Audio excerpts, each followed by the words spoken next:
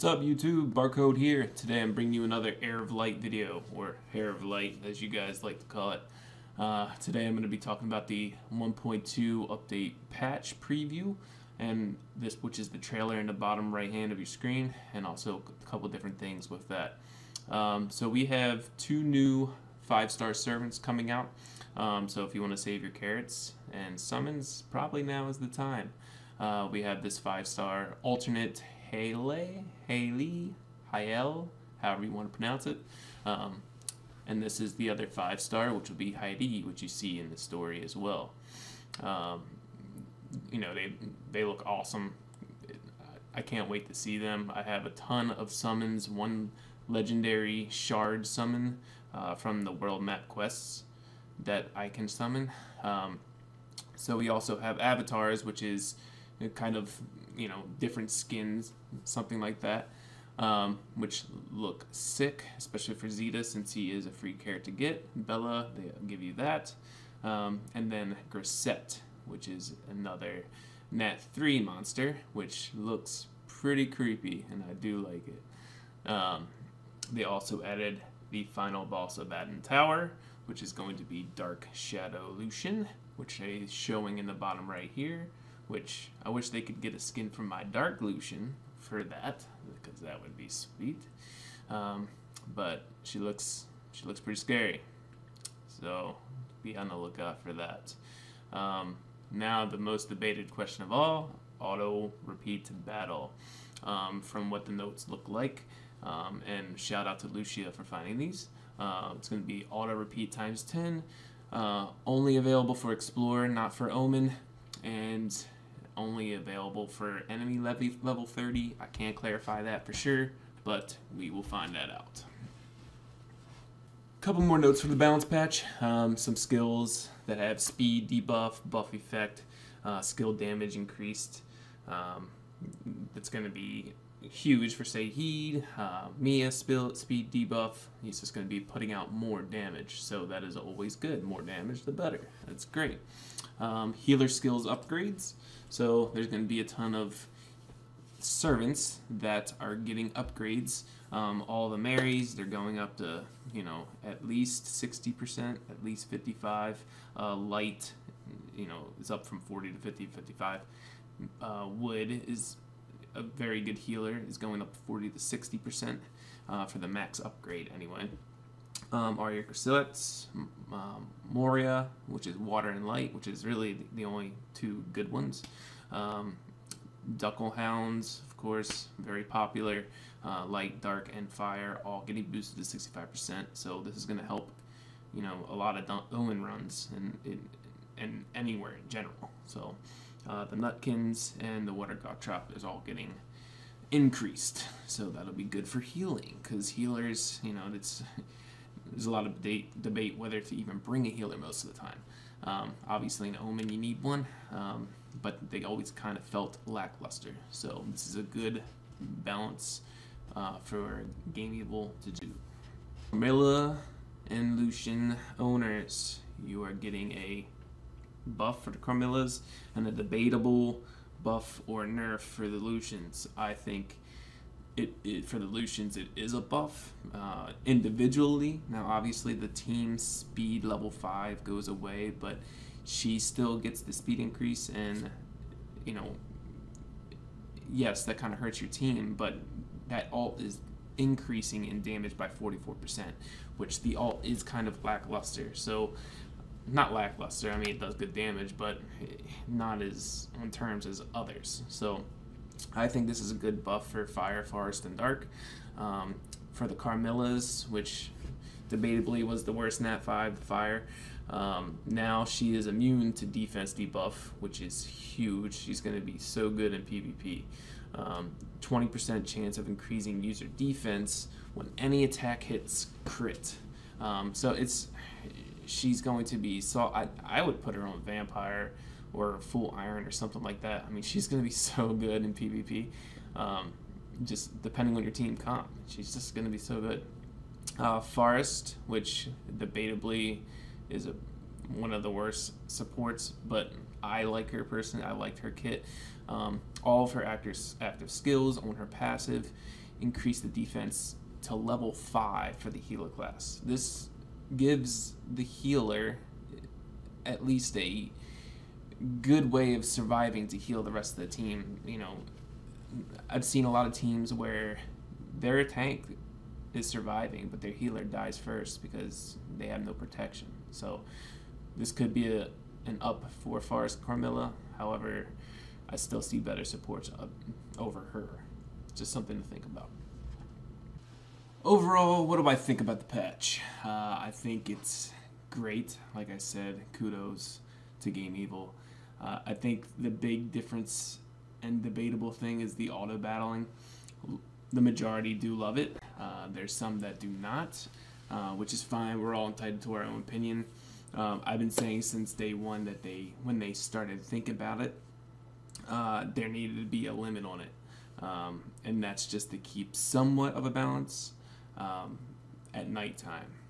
Now there could be people that are macroing, which I'm not really fond of, but hey, whatever. I don't even know if it's against terms of service or whatever.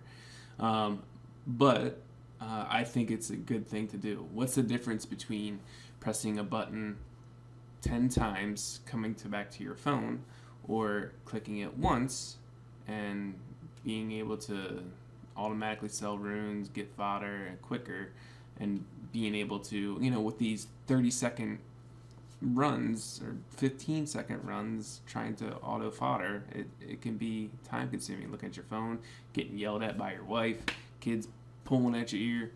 Okay, so it's a good thing, and it's something that a lot of people said that they wish Summoners War Barf would do, and they still haven't after 3.5 years, and our community pretty much complained about it, and they got it done. So kudos to them. I mean, there's a lot of people that talk about because of War Crowns, or I think that's the game was, and they shut it down, and they have a bad rep for doing that. Well, I believe in second chances, so give them a second chance. So obviously, they're looking into this game for the future. They're listening to the community. They're doing what they're supposed to do. So kudos to them. With the ignore defense change, a lot of people saying it's a gigantic nerf. We don't really know the numbers until you actually build them, test them out. I can see in PvP, you know, things could change end game, might not do as much damage, but we don't know the numbers. I mean, we could theory craft it and kind of guesstimate, but it's a lot of work, and I'll just wait for the patch to come out and test it myself. Hopefully they'll have a free removal day. Oh, summon stone. Should I summon? No, I'm gonna wait for the patch. I'm not gonna pull another lightning on camera here. But yeah, ignore defense. I mean, it's just gonna be rune changes. It's gonna be PvP wise. I still think it's gonna do the same. Like Gretel, who's built on eruption, speed, crit, and attack in slots 2, 4, 6.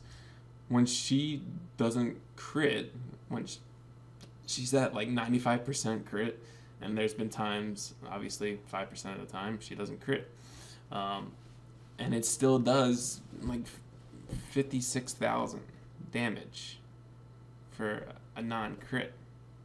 So now you got to think about, okay, if I put attack in slot 2, that's going to raise the damage, plus the 60% increased damage. You know, you're looking at least 80,000 still, 90,000, and on a PvP tank, I mean, you're pretty much one-shotting most.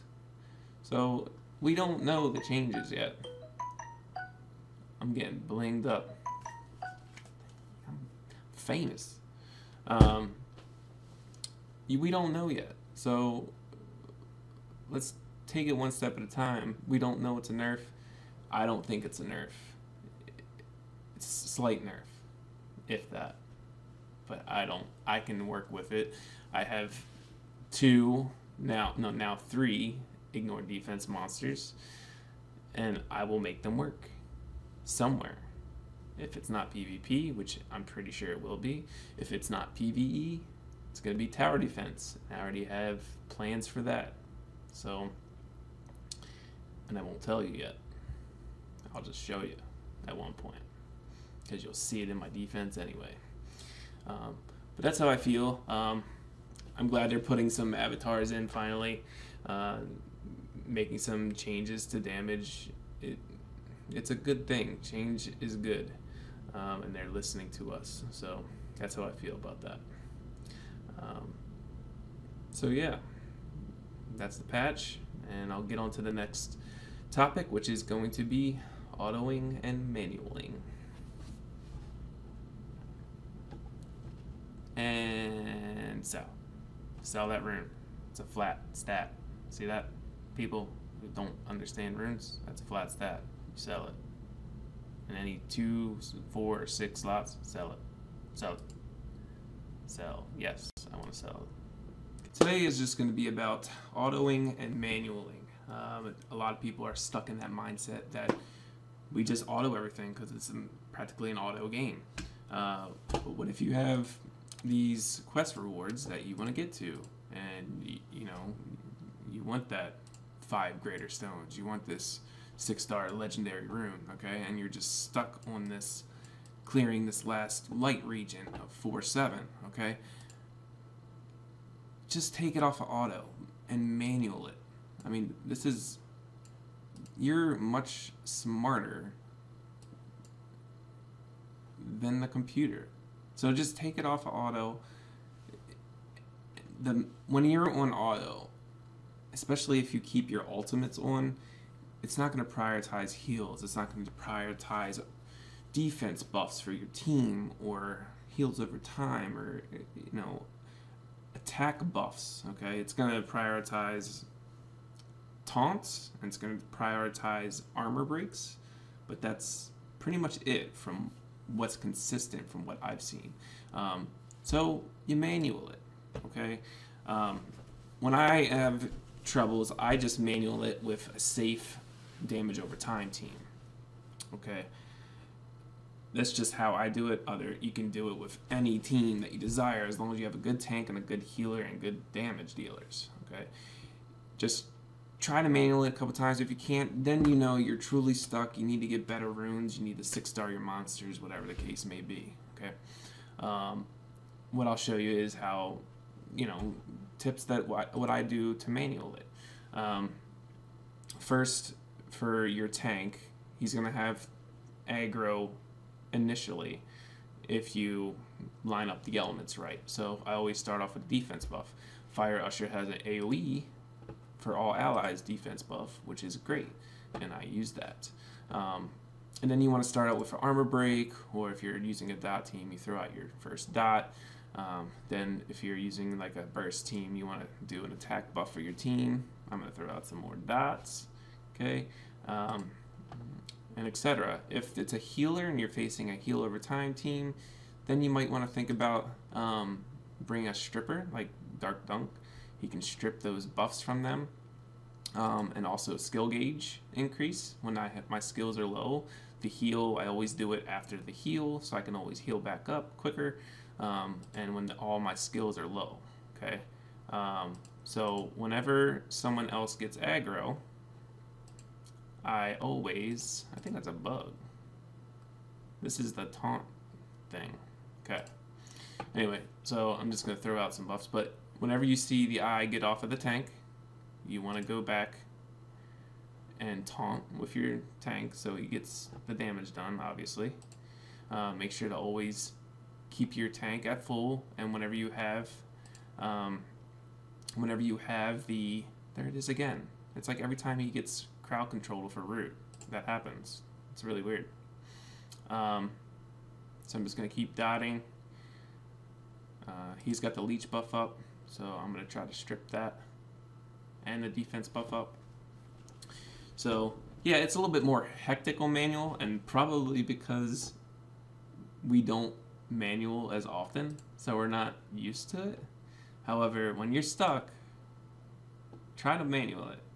I know I was stuck on this stage actually for a little while because I was being stubborn, and I just kept autoing it. And then I just thought, well, stupid me, why don't I just manual it? And I did, and I beat it on the first try, like I just did. When you're on auto, I mean, like I said, your ultimates are going to take priority if you keep your ultimates on. Armor breaks are going to take priority. So, like Dark Dunkelhound, for example, he will prioritize an armor break over someone else's damage over time spells. So, when you're stuck, just try to manual it. And I feel like you can progress a little bit farther than where you are now if you think you're stuck. So, just try it out. Comment down in suggestions and see if, tell me if you actually improve from just trying to put it on manual or not. It worked for me, so I hope this helps you guys out. Thanks for watching, and I'll check you out in the next video. The next video is going to be another account review, and then after that it's probably going to be a compilation of top PvP teams that was requested, and see what they're running and their runes are, and then to try to take them down. So take it easy, guys. Have a good night.